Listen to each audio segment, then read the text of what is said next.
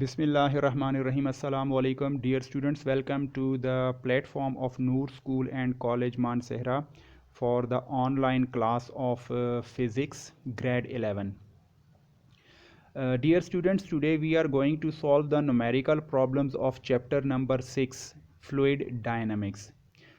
जैसा कि आप जानते हैं कि हमारे इस चैप्टर में टोटल न्यूमेरिकल जो हैं वो 10 हैं, लेकिन हमारे कोर्स में according to the short course सिर्फ पहले 3 न्यूमेरिकल्स बनते हैं। तो हम सिर्फ पहले 3 न्यूमेरिकल्स को according to the course solve करेंगे। ओके स्टूडेंट्स, क्वेश्चन नंबर 1 देखें। क्वेश्चन नंबर 1 में ये बताया गया है, अगर आप अपनी बुक को कंसल्ट करें और बुक में देखें तो बुक का जो पहला न्यूमेरिकल है वो ये है कि आपके पास 8 ड्रॉप्स हैं, 8 ड्रॉप्स, बारिश के कतरे, पानी के कतरे। हर ड्रॉप का रेडियस है r, और ये जो ड्रॉप्स हैं ये स्फेरिकल हैं और हर स्फेरिकल ड्रॉप का रेडियस है r।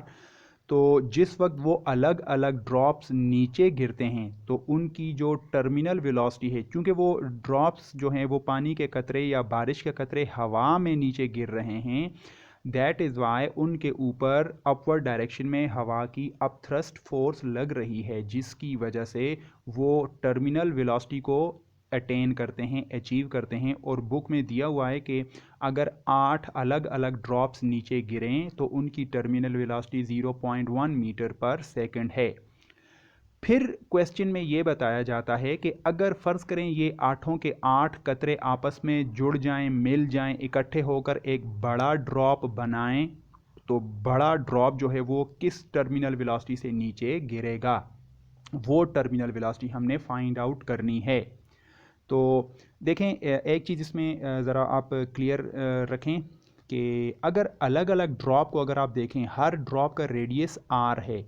जब 8 के 8 ड्रॉप्स मिलकर एक बड़ा ड्रॉप बनाएंगे तो उसका जो नया रेडियस बनेगा वो ओरिजिनल रेडियस यानी अलग अलग इंडिविजुअल ड्रॉप्स के रेडियस का डबल होगा। अक्सर स्टूडेंट्स इसको रॉन्ग कंसिडर करते हैं, वो ये समझते हैं कि 8 ड्रॉप्स जब मिलकर एक बड़ा ड्रॉप बनाते हैं तो उसका रेडियस 8 गुना ज़्यादा हो जाता है। रेडियस जो है वो 8 टाइम्स नहीं आता, उसका मैस 8 गुना ज़्यादा हो जाता है, लेकिन रेडियस में सिर्फ डबल होने का फ़र्क आता है। ये बात याद रखें। देखें, आपके पास ये जो 8 ड्रॉप्स हैं, हर ड्रॉप का मैस है 1 ग्राम। फ़र्ज़ करें ये भी 1 ग्राम, ये भी 1 ग्राम, 1 ग्राम, 1 ग्राम, 1 ग्राम, 1 ग्राम, 1 ग्राम, 1 ग्राम, यानी 8 जो कतरे हैं वो 1 ग्राम के हैं। हर एक ड्रॉप का वज़न 8 ग्राम, 1 ग्राम है। जब 8 के 8 मिलकर एक बड़ा ड्रॉप बनाएंगे तो इस नए ड्रॉप का, बड़े ड्रॉप या बड़े कतरे का मैस कितना होगा? ज़ाहिर है इन 8 का सम होगा, वो 8 ग्राम हो जाएगा, मैस 8 गुना ज़्यादा हो जाएगा, लेकिन रेडियस जो है वो डबल होगा। रेडियस सिर्फ और सिर्फ डबल हो जाता है। फ़र्ज़ करें एक अलग इंडिविजुअल छोटे ड्रॉप का रेडियस था 1 सेंटीमीटर, तो 8 मिलकर जब बड़ा ड्रॉप बनाएंगे तो उसका जो नया रेडियस आएगा वो सिर्फ 2 सेंटीमीटर हो जाएगा। 1 का डबल 2, यानी कि अगर ये 1 सेंटीमीटर का रेडियस था तो ये 2 होगा, 8 सेंटीमीटर नहीं होगा। 8 गुना सिर्फ मैस ज़्यादा होगा, जबकि रेडियस सिर्फ दुगना हो जाएगा, 2 हो जाएगा। और ये कैसे, ये हम आगे इसको पहले प्रूव करेंगे। तो पहले आप क्वेश्चन को समझ जाएं। According to the given data, how many drops are there? Number of drops, कितने ड्रॉप्स हैं? 8। और उनकी टर्मिनल वेलोसिटी वी कितनी है? 0.1 मीटर पर सेकंड। ये जो 8 ड्रॉप्स अलग अलग नीचे गिर रहे हैं, हर ड्रॉप की टर्मिनल वेलोसिटी 0.1 है। फिर ये कहता है टू फाइंड, हमने फाइंड क्या करना है कि बताएं टर्मिनल वेलोसिटी क्या होगी अगर ये 8 के 8 कतरे आपस में मिलकर एक बड़ा कतरा बनाएं, तो उसकी टर्मिनल वेलोसिटी क्या होगी। अगर अलग अलग ड्रॉप्स की टर्मिनल वेलोसिटी 0.1 है तो मिलकर जब वो बड़ा ड्रॉप बनाएंगे तो उसकी टर्मिनल वेलोसिटी क्या होगी। मिलने से पहले जब अलग अलग ड्रॉप्स की टर्मिनल वेलोसिटी है उसको यहाँ पे हम वी से रिप्रेजेंट करते हैं। मिलने के बाद जब वो बड़ा ड्रॉप बनाएंगे तो उसकी टर्मिनल वेलोसिटी वी प्राइम हम कहते हैं कि वो वी प्राइम है। Okay, now let us find the terminal velocity V T prime. तो इसका सोल्यूशन देखें, when 8 drops combine to form a big drop its radius becomes double, उसका रेडियस डबल हो जाता है जब 8 कतरे आपस में मिलकर एक बड़ा कतरा बनाते हैं। और किस तरह, इसका प्रूफ देखें। देखें इसमें डेंसिटी के फार्मूले को हम यूज़ करेंगे, बिकॉज चाहे अलग अलग ड्रॉप्स हों या वो मिलकर एक बड़ा ड्रॉप बनाएं, उसकी डेंसिटी में फ़र्क तो नहीं आता। ये अलग अलग पानी के 8 कतरे थे, अब ये भी तो पानी का कतरा है, फ़र्क सिर्फ किसका आया है, इसके साइज़ का फ़र्क आ चुका है, मैस का फ़र्क आ चुका है, डेंसिटी तो चेंज नहीं हुई। क्लियर। तो 8 कतरे जब अलग अलग नीचे गिर रहे हैं तो वो पानी के कतरे थे, पानी की अपनी डेंसिटी होती है। जब यही 8 कतरे मिलकर एक बड़ा पानी का कतरा बनाएंगे तो वो भी होगा तो पानी का कतरा ना। तो इस वजह से अलग अलग ड्रॉप्स की डेंसिटी और बड़े ड्रॉप की डेंसिटी सेम रहती है। तो डेंसिटी ऑफ वन ड्रॉप, इसकी बात हो रही है, इन एक एक अलग अलग की इनकी डेंसिटी जो है वो 8 ड्रॉप्स की डेंसिटी के इक्वल होगी, यानी दोनों की डेंसिटी में फ़र्क नहीं आएगा, रेडियस में फ़र्क आएगा। इनका रेडियस आर है, इसका रेडियस आर नहीं होगा बल्कि वो डबल हो जाएगा। इनमें से हर एक का मैस 1 ग्राम है और यहाँ पे 8 जब मिलेंगे तो वो 8 ग्राम बन जाएगा, 8 टाइम्स ज़्यादा हो जाएगा। तो डेंसिटी पे फ़र्क नहीं आता, चाहे वो एक ड्रॉप हो या 8 ड्रॉप मिलकर एक बड़ा कतरा बनाए। तो हम लिख सकते हैं कि rho of 1 is equal to rho of 8। एक कतरे की डेंसिटी और 8 कतरों की डेंसिटी आपस में इक्वल होंगी, ठीक है। नाउ अभी आप देखें कि डेंसिटी का formula mass per unit volume है, और यहाँ पर मैंने 8 ड्रॉप्स वाली जो डेंसिटी है उसमें मैंने लिखा हुआ है मैस पर यूनिट वॉल्यूम, वो प्राइम साथ छोटा सा लिखा हुआ है, लेकिन मैस को मैंने 8 से मल्टीप्लाई किया। क्यों? वो इसलिए कि ये जो डेंसिटी है रो 1, ये एक ड्रॉप की डेंसिटी है, जबकि ये जो 8m है ये उस बड़े ड्रॉप की डेंसिटी है, क्योंकि ये बड़ा ड्रॉप उस वक्त बना है जब एक जैसे 8 कतरे मिलकर बड़ा ड्रॉप बनाएंगे। तो जाहिर है बड़े ड्रॉप का मैस 8 गुना ज़्यादा हो जाएगा। एक ड्रॉप का मैस m है तो 8 ड्रॉप्स का मैस 8m हो जाएगा। अच्छा, एक ड्रॉप का वॉल्यूम अगर v है तो 8 ड्रॉप्स का वॉल्यूम कितना होगा, उसे चले मैं कहता हूँ v प्राइम। क्या कह देता हूँ? v prime. ओके, अभी इसमें देखें आप जो है वो वॉल्यूम की वैल्यू पुट कर सकते हैं, जैसा कि एक ड्रॉप हो छोटे या एक बड़ा ड्रॉप हो, उनमें जो वो स्फेरिकल होते हैं और स्फेरिकल ड्रॉप का वॉल्यूम होता है 4/3 पाई आर क्यूब। क्लियर। तो ये हो जाएगा m डिवाइडेड बाय वॉल्यूम के लिए 4/3 पाई आर क्यूब। ये एक ड्रॉप का रेडियस है, स्मॉल छोटे ड्रॉप्स का रेडियस और उसका वॉल्यूम। जबकि इस साइड पर मैस 8 टाइम्स हो जाएगा 8m, 4/3 pi are prime cube. यहाँ पे आर डैश या आर प्राइम मैंने लिखा हुआ है कि ये आर सिंगल जो है वो छोटे ड्रॉप का रेडियस है, जबकि ये जो आर प्राइम है ये 8 ड्रॉप्स के मिलने के बाद जो बड़ा ड्रॉप बनेगा उसके रेडियस को मैं आर प्राइम कहता हूँ। अब देखें कौन सी चीज़ें कैंसिल हो सकती हैं। मैस मैस 4/3 पाई ये कैंसिल हो गए, तो आपके पास इस साइड पर रह जाएगा 1/r3, ये चीज़ इज इक्वल टू यहाँ पे 8 divided by R prime cube. This is cube, ये क्यूब है। क्लियर। ओके, अभी से आर प्राइम की वैल्यू आप निकालें। जब आर प्राइम की वैल्यू निकालेंगे तो इसको 8 को इधर क्रॉस मल्टीप्लाई करें तो R prime cube is equal to 8 R cube. अब देखें यहाँ पे 8 का एक फैक्टर आ रहा है, तो 8 के फैक्टर को क्या हम 2/3 नहीं लिख सकते? तो 8 इज इक्वल टू 2/3 के 2 को आप 3 टाइम्स आपस में मल्टीप्लाई करें, 2 2s are 4, 4 2s are 8, तो ये 2/3 ये 8 है। तो R prime cube is equal to 2 cube R cube. अब 2 क्यूब आर क्यूब को इकट्ठा करके 2r होल क्यूब लिखा जा सकता है ना। सिंस टर्मिनल वेलोसिटी, अब ये इसका मतलब ये है कि जो नया रेडियस बनेगा वो ओरिजिनल रेडियस का डबल हो जाएगा। क्लियर। पावर तो यहाँ पे क्यूब है तो यहाँ पे भी क्यूब है, आप अगर फिर क्यूब रूट ले लें तो क्यूब क्यूब कैंसिल हो जाएंगे, पीछे रह जाएगा R prime is equal to double of original radius. तो याद रखें, जब भी 8 ड्रॉप्स या 8 कतरे मिलते हैं तो जो बड़ा नया कतरा बनता है उसका रेडियस डबल हो जाता है। मैस यकीनी तौर पे 8 गुना ज़्यादा होगा, लेकिन रेडियस जो है वो सिर्फ डबल हो जाता है। नाउ जैसा कि हम जानते हैं कि since terminal velocity is directly proportional to the square of radius, square of radius के terminal velocity square of radius पे डिपेंड करती है, उसके डायरेक्टली प्रोपोर्शन होती है। अगर रेडियस डबल हो जाए तो टर्मिनल वेलोसिटी फिर 4 गुना ज़्यादा हो जाएगी, क्योंकि डबल का मतलब यहाँ पे 2 लगाएंगे, फिर 2 का स्क्वायर 4 बनेगा। Clear? Okay, this implies that vt prime is directly proportional to r prime square। यानी ये नया vt प्राइम था, ये पुराना सिंगल ड्रॉप का जो है वो टर्मिनल वेलोसिटी है, और ये नए जो बड़ा कतरा है उसकी टर्मिनल वेलोसिटी है। Therefore vt prime is directly proportional to 2r। देखें, जो नए जो है वो टर्मिनल वेलोसिटी बनेगी बड़े ड्रॉप की, वो इंडिविजुअल ड्रॉप मिलने से जब चूंकि रेडियस डबल हो गया है तो फार्मूले में स्क्वायर है, तो ये 2r का स्क्वायर हो जाएगा। अब स्क्वायर 2 पर भी जाएगा, r पर भी जाएगा, तो ये हो जाएगा we T prime is sorry ये इक्वल नहीं है, ये सॉरी ये ठीक है, ये इक्वल है क्योंकि हम टर्मिनल वेलोसिटी की टर्म में बात कर रहे हैं। तो ये हो जाएगा 2 के ऊपर जब स्क्वायर जाएगा तो वो 2 पावर 4, और r जो है वो यहाँ पे जो प्रोपोर्शनैलिटी का साइन है उसके साथ अगर आप वो कांस्टेंट लगाएं तो ये ओरिजिनली फिर r in terms of what लिखा जा सकता है, टर्मिनल वेलोसिटी ना।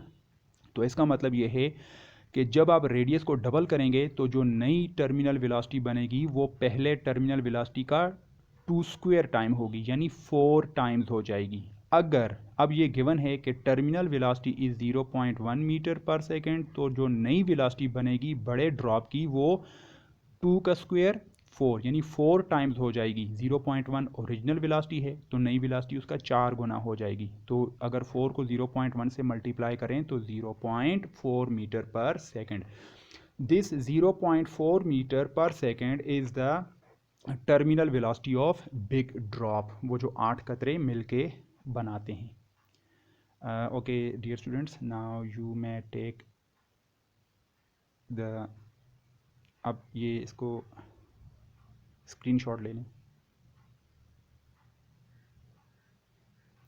Okay, now similarly question number 2, in question number 2 ये आपको बताया गया है इक्वेशन ऑफ कॉन्टीन्यूटी के बारे में, कि फ़र्ज़ करें आपके पास एक पाइप है, वो कुछ इस तरह है, एक तरफ से वाइड एक तरफ से नैरो। वाइड का जो डायमीटर है वो d1 है, और जो नैरो साइड है उसका डायमीटर d2, और इस साइड से जो पानी इंटर हो रहा है उसकी स्पीड v1 है, यहाँ से जो पानी निकलेगा उसकी स्पीड v2। क्लियर? तो ये गिवन है कि एक साइड पर डायामीटर d1 जो है वो 9.6 सेंटीमीटर है, और इस साइड पर यानी लेफ्ट साइड पर पानी की जो स्पीड है वो 1.3 मीटर पर सेकंड है। अगर दूसरी साइड पर वो कह रहा है कि यहाँ पर दूसरी साइड पर डायामीटर अगर d2 2.5 सेंटीमीटर हो, तो हमने फाइंड आउट करना है कि बताएं v2 कितनी होगी। तो यहाँ पे एक तो हमने v2 फाइंड आउट करना है, फिर बी पार्ट में वो कहता है कि अगर v3 is equal to 21 centimetre, दूसरे पार्ट में वो कहता है कि यहाँ से जो पानी निकल रहा है अगर उसकी स्पीड 21 मीटर पर सेकंड हो, तो बताएं 21 मीटर पर सेकंड के लिए फिर डायमीटर को कितना रखना पड़ेगा। यानी एक पार्ट में स्पीड दिया हुआ है, सॉरी डायमीटर दिया हुआ है, स्पीड फाइंड आउट करना है। अगले पार्ट में वो कह रहा है कि स्पीड दे रहा है और डायमीटर फाइंड आउट वो कह रहे हैं कि कर रहे हैं। ओके, तो solution using equation of continuity a1 v1 is equal to a2 v2। a1 इस साइड का एरिया है, v1 इसका पानी की वेलोसिटी, a2 यहाँ क्रॉस सेक्शनल एरिया है, और v2 उसकी पानी की स्पीड है। तो a1 v1 is equal to a2 v2। Since we know that के एरिया जो है ये चूंकि अब सर्कुलर क्रॉस सेक्शन है, तो area is equal to pi R square. R is radius, जबकि क्वेश्चन में रेडियस नहीं दिया हुआ, रेडियस के बजाय इसने डायामीटर दिया हुआ है, तो हम जानते हैं कि radius is half of diameter. तो रेडियस स्क्वायर को हम डायमीटर बाई 2 यानी डायमीटर को हाफ करें और इसका स्क्वायर निकालें, तो पाई डी बाई 2 होल स्क्वायर हो जाएगा। ये स्क्वायर डी पर भी जाएगा और जब 2 पे स्क्वायर जाएगा तो 4 pi D square by 4। Now if you put the values of area, अगर एरिया की वैल्यू यहाँ पे पुट करें तो v1 pi d1 square by 4 is equal to pi d2 square by 4 into v2। अब देखें कौन सी चीज़ें कैंसिल हो सकती हैं। 4 is cancel with 4, pi is cancelled with pi, तो हमारे पास v1 d1 square is equal to v2 d2 square. Clear. अब हमने चूंकि v2 फाइंड आउट करना है तो v2 is equal to cross multiply कर दें v1 d1 square by d2 square. Putting the values v1 1.3 given है, डायमीटर फर्स्ट साइड का 9.6 सेंटीमीटर है उसका स्क्वायर डिवाइडेड बाय दूसरी साइड का d2 जो है वो 2.5 सेंटीमीटर है उसका स्क्वायर। डियर स्टूडेंट देखें ये जो डायमीटर गिवन है ये सेंटीमीटर, मैंने इसको सेंटीमीटर में चेंज नहीं किया, उसकी ये वजह है कि ये भी डायमीटर तो इनके जो जिस वक्त रेशो जाएगी तो फिर वो सेंटी के साथ कैंसिल हो जाएगा, तो नेट जो है वो चेंज करने की ज़रूरत नहीं है। तो सॉल्व करें इस पार्ट को और you will get the velocity 19 metre per second. Okay, now part B. अब पार्ट बी में हम वही इक्वेशन ऑफ कॉन्टीन्यूटी को यूज़ करेंगे, a1 v1 is equal to a3 v3। अब ये 3 मैंने ख़ुद से लिखा है क्योंकि ये दूसरे पार्ट में फ़र्ज़ करें एरिया 3 और वेलोसिटी 3, क्योंकि a1 v1 इधर है, a2 v2 इधर है और a3 v3 कोई वैल्यू होगी जो हमने फाइंड आउट करनी है। इससे आपने v3 की वैल्यू निकालनी है। तो a1 v1 is equal to a3 v3, तो इससे v3 की वैल्यू निकालें, v3 is equal to v1 d1 square over d3 square फार्मूले के मुताबिक। तो d3 को क्रॉस मल्टीप्लाई करें, v3 को नीचे शिफ्ट कर दें, ये हो जाएगा d3 square is equal to v1 d1 square divided by v3। अगर आप इसमें वैल्यूज़ पुट करें, लेकिन पुट करने से पहले आप देखें ये d3 का स्क्वायर है, तो removing the sign of this square we take square root. आप इस साइड पर स्क्वायर रूट लें तो इधर भी स्क्वायर रूट लेना पड़ेगा, तो taking square root on both sides, तो d3 जो है वो डायमीटर आपके पास आ जाएगी। अब v1 की वैल्यू भी है, d1 की वैल्यू भी है और v3 की वैल्यू इसने दी हुई है। अगर हम इन तीनों वैल्यूज़ को यूज़ करें, put the values, solve and take the square root, you will get the answer 2.4 centimeter. Clear? Okay, students, if you want to take the screenshot, take it now.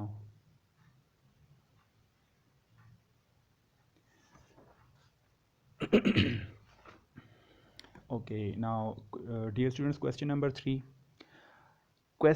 3 में ये कह रहा है कि आपके पास एक टैंक है, पानी का कोई टैंक है, वो मछलियों वाला टैंक, एक्वेरियम जिसको कहते हैं, और इस टैंक की लेंथ, विड्थ और हाइट गिवन है। याद रखें लेंथ, विड्थ और हाइट से हम इसका वॉल्यूम जो है वो फाइंड आउट कर सकते हैं। ये कहता है कि ये टैंक पानी के साथ भरा हुआ है, यहाँ पर कोने में एक पाइप इस तरह लगाया हुआ है कि ये पाइप इस पानी को बाहर निकालेगा। क्लियर? हमने टैंक को खाली करना है, तो जिस वक्त इस नलके को या इस पाइप को ओपन करेंगे तो ज़ाहिर पानी बाहर की तरफ आएगा। अब ये जो पाइप लगा हुआ है इसका भी डायमीटर दिया हुआ है और जिस वेलोसिटी से वो पानी बाहर आएगा हमने वो वेलोसिटी फाइंड आउट करनी है। क्लियर? फिर देख लें, एक एक्वेरियम है, वो मछलियों वाला जो है वो बॉक्स, शीशे का बॉक्स बना हुआ है जिसकी लेंथ, विड्थ और हाइट गिवन है, यानी इसका वॉल्यूम हमने फाइंड आउट करना है। इसके अंदर पानी भरा हुआ है, यहाँ पे एक पाइप बना हुआ है जिसका ओपनिंग, एपर्चर या डायमीटर गिवन है। पाइप को ओपन करें, पानी प्रेशर से बाहर आएगा, तो उस पानी की कितनी स्पीड होगी ये हमने फाइंड आउट करना है। ओके, नाउ देखें विड्थ ऑफ द टैंक, इस टैंक की विड्थ गिवन है 0.3 metre, length of the tank given है L is equal to 1 metre, इसकी हाइट गिवन है 0.6 मीटर और कितने टाइम में ये टैंकी खाली हो जाती है, 3 आवर्स, 3 घंटों में। अब हम जानते हैं कि आवर 1 घंटे में 3600 सेकंड होते हैं, तो टोटल टाइम सेकंड्स में आ जाएगा 3 मल्टीप्लाइड बाय 3600। ये जो पाइप लगा हुआ है इसका डायमीटर गिवन है 3 सेंटीमीटर, 3 सेंटीमीटर डायमीटर का पाइप लगा हुआ है। तो वो कहता है कि आप फाइंड आउट करें यहाँ से जो पानी बाहर निकलेगा उसकी स्पीड क्या होगी। तो इसका सोल्यूशन देखें। We know that flow rate का फार्मूला डियर स्टूडेंट्स हमने पढ़ा था वॉल्यूम डिवाइडेड बाय टाइम, इसको इक्वेशन 1 कहें। आल्सो वी नो दैट के फ्लो रेट को यूं भी लिखा जाता है एरिया मल्टीप्लाइड बाय स्पीड। अगर आप याद करें हमने इक्वेशन ऑफ कॉन्टिन्यूटी को फ्लो रेट से ही निकाला था, इसका मतलब फ्लो रेट जो है वो इक्वल होता है एरिया मल्टीप्लाइड बाय स्पीड, इसको इक्वेशन 2 कहें।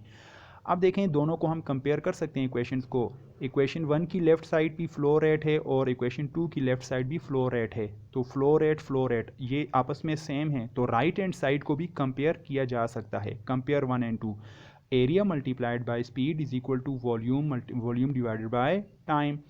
तो इससे आप स्पीड की वैल्यू निकालें। अब एरिया मल्टीप्लाई हो रहा है, क्रॉस में आके नीचे डिवाइड हो जाएगा, तो speed is equal to volume divided by time multiplied by 1 over area.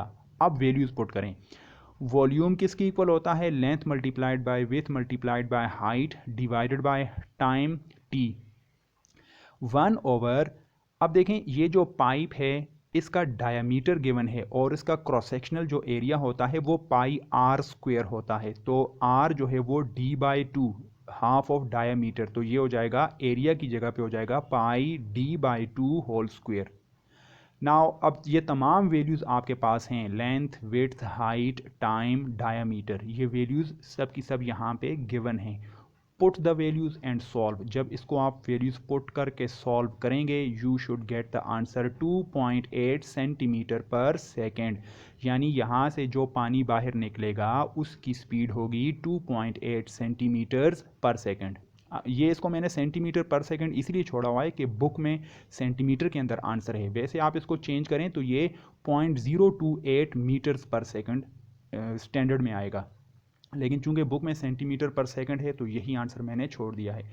तो dear students please take a screenshot and I would like to wish you all the best. Please make your notes and make your copies. Thank you very much.